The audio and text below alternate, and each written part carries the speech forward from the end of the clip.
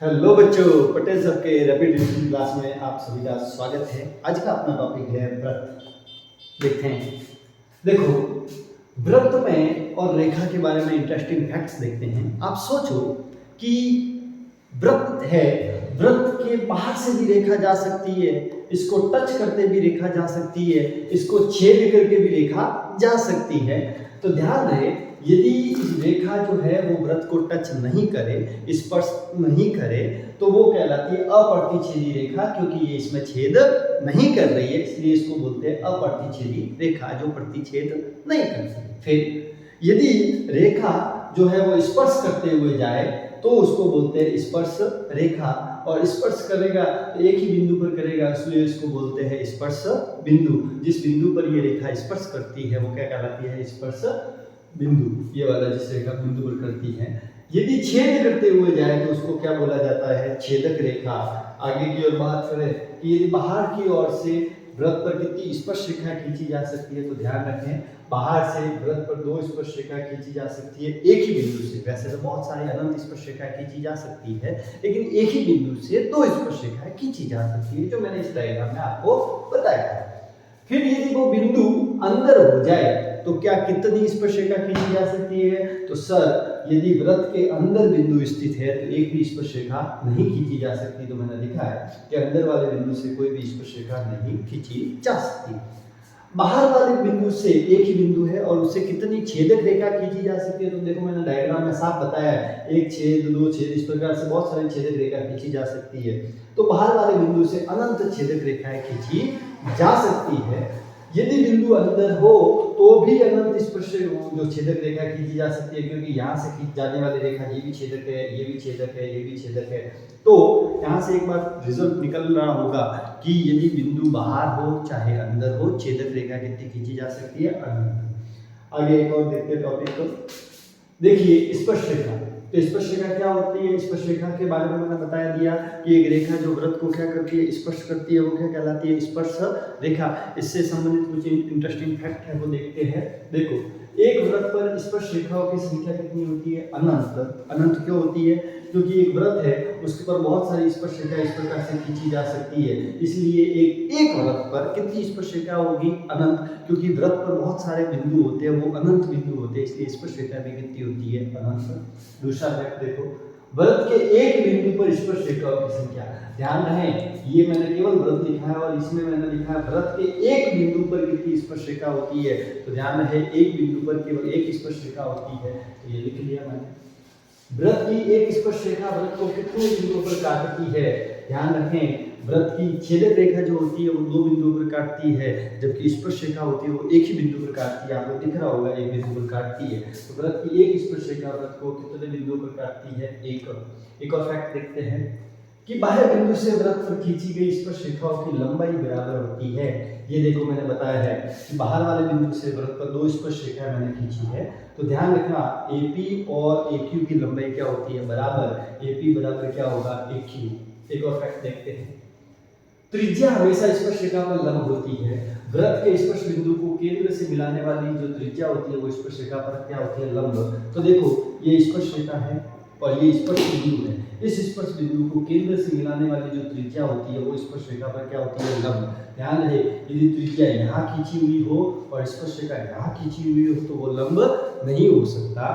ध्यान रहे, स्पर्श रेखा के स्पर्श बिंदु को केंद्र से मिलाने वाली रेखा, ये जो त्रिज्या होती है वो स्पर्श रेखा पर लंब होती है। यदि त्रिज्या यहाँ खींची हुई हो तो वो इस पर लंब नहीं हो सकती। आगे वाला फैक्ट देखते हैं, ये आपको बहुत हेल्प करेगा एग्जाम में। ये बहुत शॉर्ट ट्रिक्स है। देखो यहाँ पर कि यदि बाह्य बिंदु से 2 स्पर्श रेखा खींची जाती है तो कोण जो बनता है, मैंने यहाँ 2 से किया है, कोण A और कोण O आपस में संपूरक होते हैं। आपस में क्या होते हैं? संपूरक। अर्थात मैं देसी भाषा में कहूँ तो इन दोनों कोणों का जोड़ कितना होता है? 180 डिग्री।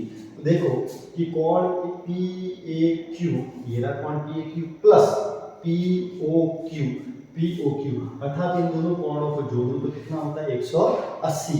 तो मुझे एक कोण दे रखा हो तो दूसरा मैं आसानी से निकाल सकता हूँ। कैसे?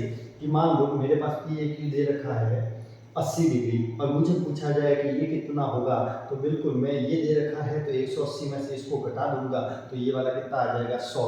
तो मैंने एक एग्जाम्पल के माध्यम से भी समझाया है। आगे देखते हैं, एक चीज और देखते हैं कि अभी तो आपने देख लिया कि कोण ए बराबर कोण होता था वो आपस में क्या होते थे, जोड़ेंगे तो 180 के बराबर होंगे। साथ ही साथ ये और फैक्ट आप याद रखें कि जो ये इस बिंदु को इस बिंदु से मिलाने वाली जो रेखा होती है इस कोण को समद्विभाजित करती है। अभी मैंने बताया कि ये वाला जो कोण था वो कितना था, 100 था, तो 100 था तो ये वाली रेखा मिला दी तो 50-50 बढ़ जाएगा, इस साइड भी 50 होगा और इस साइड भी क्या होगा 50। तो ये भी इंटरेस्टिंग फैक्ट है, आप याद रखें। तो ये 80 था, 80 से मैंने ये टोटल निकाला, कितना आया 100 और ये फिर मिला लिया रेखा तो ये भी आधा आधा बढ़ जाएगा, 50 इस साइड में और 50 इस साइड में। तो कोण जो POA होगा वो होगा आधा होगा किसका, POQ का। एक और इंटरेस्टिंग फैक्ट देखते हैं कि बाहर वाले बिंदु से यदि वृत्त पर स्पर्श रेखा खींची जाए और स्पर्श बिंदु को केंद्र से मिलाने वाली त्रिज्या जो होती है वो आप पहले से जानते हो, ये इस पर क्या होती है लंब, और O को यदि स्पर्श बिंदु रहता है A को O से मिलाया तो ये जो बना है ये त्रिभुज जो APO होता है वो कौन सा त्रिभुज होता है, समकोण त्रिभुज, क्योंकि 90 के सामने वाली भुजा क्या होती है, कर्ण होती है। तो ये जो इसमें जो सवाल पूछे जाएंगे वो किस प्रकार से पूछे जाएंगे, कभी कभार आपको त्रिज्या दे रखी होगी और ए को ओ से मिलाने वाली रेखा की लंबाई दे रखी होगी और पूछा जाएगा स्पर्श रेखा की लंबाई। कभी कभार होगा कि स्पर्श रेखा और त्रिज्या दे रखी होगी और ये लंबाई पूछी जाएगी, तो इसमें अपन यूज करेंगे पाइथागोरस प्रमेय का। किसका यूज करेंगे, पाइथागोरस। पाइथागोरस ही क्यों करेंगे, क्योंकि यहाँ पर 90 है तो 90 है तो ये कौन सा त्रिभुज हो गया, समकोण त्रिभुज, और समकोण त्रिभुज में अपन पाइथागोरस का यूज कर सकते हैं। तो देखो इसको कि त्रिभुज APO दिख रहा है, एक समकोण त्रिभुज होता है, इसलिए इसमें पाइथागोरस प्रमेय लगती है। और पाइथागोरस में हमेशा ध्यान रखना, पाइथागोरस आपने पढ़ी होगी, कर्ण का स्क्वायर बराबर क्या होता है, लंब का स्क्वायर प्लस आधार का स्क्वायर। तो कर्ण कौन है, 90 के सामने वाला कर्ण होगा, तो AO का स्क्वायर बराबर लंब का स्क्वायर, तो ये लंब ले लो PO का स्क्वायर और आधार ले लो PA का स्क्वायर, तो AP का स्क्वायर प्लस PO का स्क्वायर। सवाल कैसे पूछा जाता है, एक सवाल के माध्यम से आप समझे इसको। देखो त्रिज्या दे रखी है 5 सेंटीमीटर, तो ये त्रिज्या 5 सेंटीमीटर है। केंद्र से बाह्य बिंदु को की दूरी 13 सेंटीमीटर है। केंद्र की बाहर वाले बिंदु से दूरी कितनी दी हुई है, 13 सेंटीमीटर दी हुई है।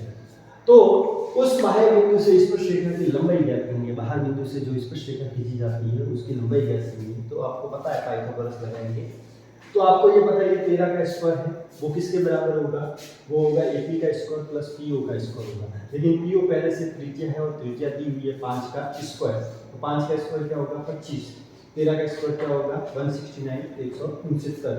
तो 169 ये 25 प्लस का इस साइड में आएगा तो माइनस में हो जाएगा। तो देखो 169 में से 25 गया तो कितना हो गया 144। AP का स्क्वायर अगर स्क्वायर हटेगा उस साइड में तो क्या आएगा, रूट आ जाएगा, जो कि क्या है 144, और 144 का रूट क्या होता है, 144 का रूट होता है 12। तो ये अपने पास हो जाएगी 12 सेंटीमीटर। तो मैंने आपको बताया कि इससे रिलेटेड कैसा सवाल आता है, आपको ये दोनों दे रखे होंगे तो ये पूछ लिया जाएगा, या फिर ये दोनों ये और ये दे रखे होंगे तो ये पूछ लिया जाएगा। आगे वाला टॉपिक देखें, वृत्त के चारों ओर ये जो है वो मैंने ऑब्जेक्टिव के लिए बनाए हैं, डायरेक्टली आएंगे क्वेश्चन तो आप उसको याद रखें। वृत्त के चारों ओर खींचा गया, मैंने इसको प्रूफ नहीं करवाया, वृत्त के चारों ओर खींचा गया एक समांतर चतुर्भुज क्या होता है, एक समचतुर्भुज। इस लाइन को जरूर याद रखें, आपके रिक्त स्थान में काम आएंगे कि वृत्त के चारों ओर खींचा गया समांतर चतुर्भुज का डॉट डॉट डॉट होगा, तो ध्यान रखें समचतुर्भुज होगा। एक चीज और ये पूछी जा सकती है कि एक वृत्त है उसके चारों ओर एक चतुर्भुज खींचा जाता है, तो इस वाली भुजा से केंद्र पर बनाया गया कोण और इस वाली भुजा से केंद्र पर बनाया गया कोण, ये दोनों कोण आपस में क्या होते हैं, संपूरक होते हैं। क्या होते हैं, संपूरक। तो मतलब कोण DOC प्लस कोण BOA, इन दोनों को जोड़ दो कितना आना चाहिए, 180। इसी के साथ एक और फैक्ट अपन याद कर सकते हैं, COB प्लस AOD, मतलब ये दोनों ये आपस में भी क्या होते हैं, संपूरक होते हैं। तो AOD प्लस BOC इनका भी योग कितना होता है, 180।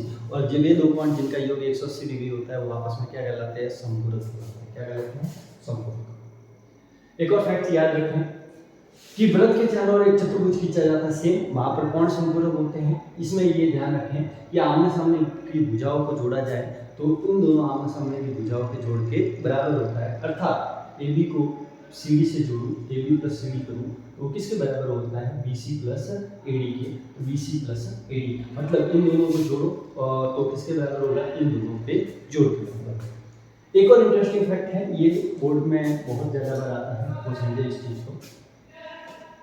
सवाल क्या है कि वह जीवा ज्ञात करो जो छोटे वाले वृत्त की स्पर्श रेखा।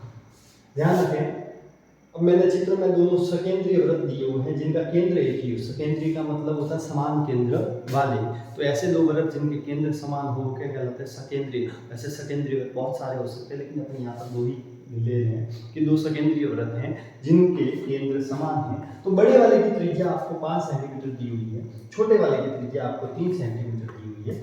तो आपको उस स्पर्श रेखा की लंबाई ज्ञात करनी है। जो छोटे वाले की तो स्पर्श रेखा है, लेकिन बड़े वाले की क्या है, जीवा। तो आपने देखा होगा कि ए से लेकर बी तक को मैंने मिलाया, तो जो ए बी है वो बड़े वाले वृत्त की तो जीवा है, लेकिन छोटे वाले वृत्त की क्या है, स्पर्श रेखा। देखो छोटे वाले वृत्त को स्पर्श कर रही है, लेकिन बड़े वाले वृत्त की क्या है, जीवा है। तो यहाँ से अपन को पता चल रहा है कि मुझे ये जीवा की कुल लंबाई ये भी निकालनी है। तो मैं एक काम कर दूँ, जो सी बी होता है, सी बी का डबल कर दूंगा तो पूरी की पूरी क्या मुझे मिल जाएगी, ए बी मिल जाएगी। तो कैसे पता चलेगा, तो एक काम कर सकते हैं, आपको पता है ओ से लेकर बी तक ये बड़े वाले वृत्त की त्रिज्या है और ओ से लेकर सी तक ये छोटे वाले वृत्त की त्रिज्या है। अब इसमें पाइथागोरस लग सकती है, क्योंकि ये कोण कितना होता है, 90। बता चुका हूँ कि स्पर्श रेखा को केंद्र से मिलाने वाली त्रिज्या क्या होती है, जो लंब होती है। तो लंब होती है, तो यहाँ पर 5 का स्क्वायर माइनस 3 का स्क्वायर करेंगे तो आपको पाइथागोरस लगा, तो 5 का स्क्वायर कितना हो गया, 25। उसी का स्क्वायर 3 का स्क्वायर 9 हो गया, और ये क्या हो गया, सी बी का स्क्वायर। 25 में से 9 गया तो कितना आ गया, 16, और स्क्वायर हटाओगे तो कितना आ जाएगा, 4। तो आपको ध्यान रहे ये 4 आ गया है, तो इसी प्रकार ये 4 है, तो इस साइड भी मैं ऐसा कैसा चित्र बनाऊंगा, तो ये 4 है तो ये भी क्या होगा, 4। तो टोटल इस जीवा की लंबाई कितनी हो जाएगी, 8। ये अपने वृत्त का था रैपिड रिवीजन। धन्यवाद।